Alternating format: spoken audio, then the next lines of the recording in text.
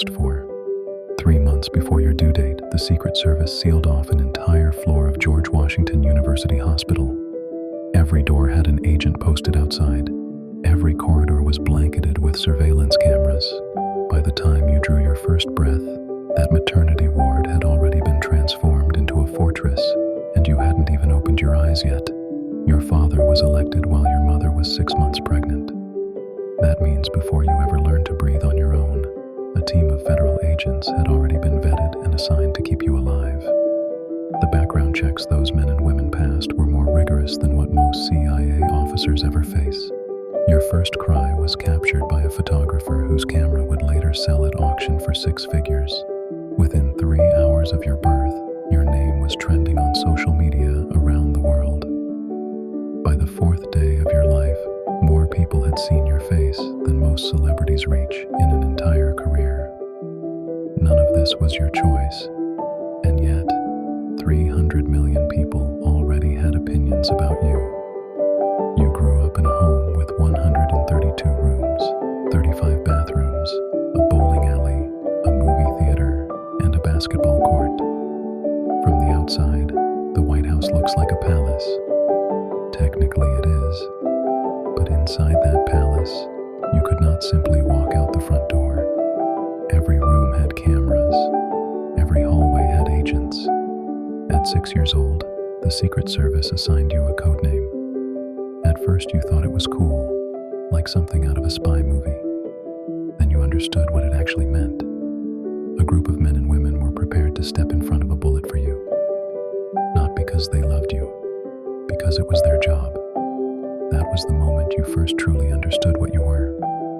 Not just a child, a national security asset. You couldn't attend a normal school. The options your parents faced were all variations of the same impossible choice. A private academy in Washington, D.C., where your presence would turn the entire building into a security zone, with metal detectors at every entrance, parents signing confidentiality agreements, and classmates needing 2-week advance clearance just to invite you to a birthday party. Or a live-in tutor, which meant growing up almost entirely cut off from society.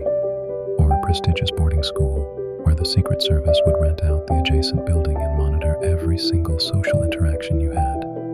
No matter what your parents decided, the outcome was identical. You would never be ordinary. Every teacher was quietly nervous around you. Every parent either saw you as a political opportunity or a political liability. Every kid either wanted to befriend you for the wrong reasons or avoided you because their own parents hated your father. Your clearest early memory of being different came at age 8.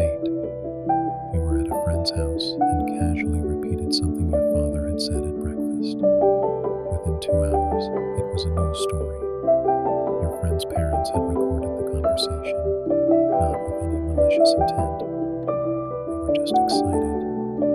But from that day forward, you understood the most important lesson of your life.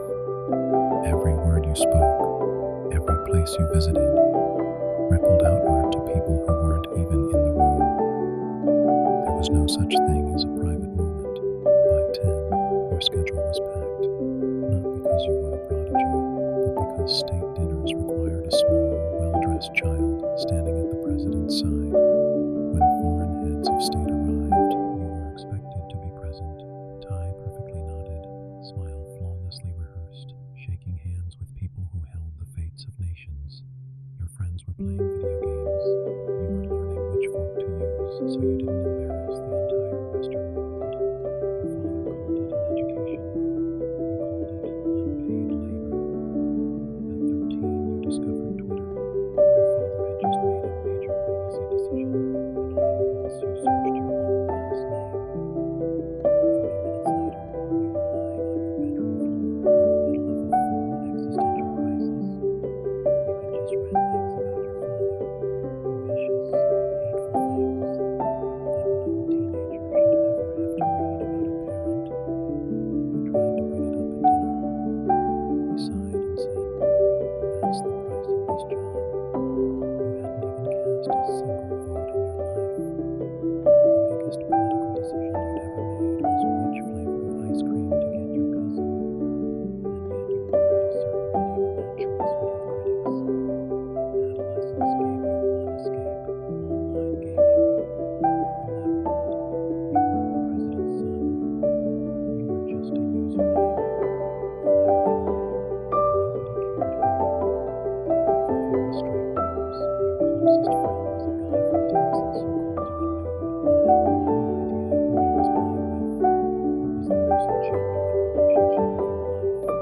first girlfriend had her entire social media history exposed by tabloids within 48 hours. Her parents' voting records were dug up. Commentators debated whether she was good enough for you. The relationship didn't end in a fight. It ended because she simply couldn't bear any of it anymore. And that was when you finally understood. Anyone who got close to you got pulled into the cage you were born into. At 16, you attended your first state funeral. Standing at Arlington National Cemetery, watching the flag folded and handed to a widow. You had never met this man in your life, but the widow looked at you, and you froze, not knowing what to do with your face. You were only there because former presidential families receive invitations. You had no way to decline. Everyone told you that college would be different. You crossed the entire country to get away, but the Secret Service detail only grew larger. Your roommate went through 3 months of background checks. Professors treated you differently, some with fear, some with exaggerated casualness that was itself a form of special treatment. You made friends, but there was always distance. They chose their words carefully around you, aware that something might travel further than it should. You eventually understood that real friendship requires equality, and you could never stand on equal ground with your peers. You were always the former president's child first, and yourself second. When you faced your future, every path looked the same. Enter politics, and be compared to your father forever. Every speech, every vote, every proposal measured against his legacy. Enter business, be accused of profiting from the family name. Do charity work, be accused of repairing your image. Pursue art or music. Nobody takes you seriously.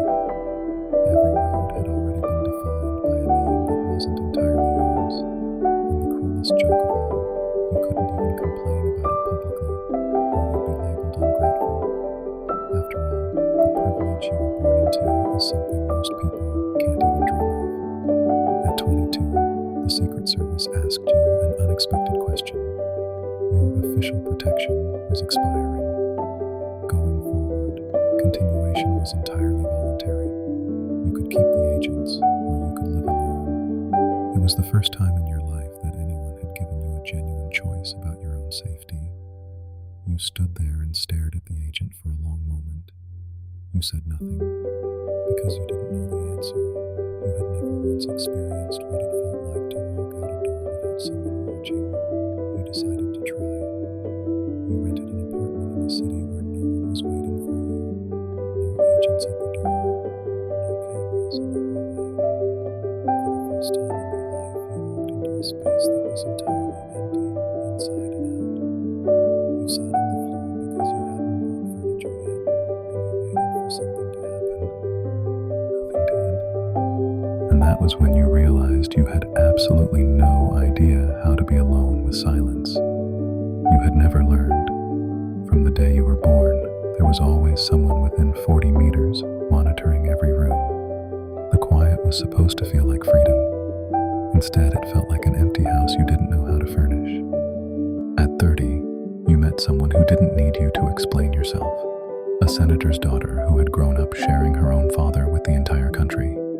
You fell in love carefully, the way you had learned to approach everything in your life.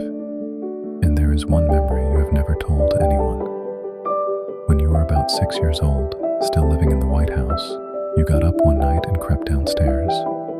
You found your father alone in the kitchen, sitting at the table, head down, face buried in his hands. No aides, no agents, just him.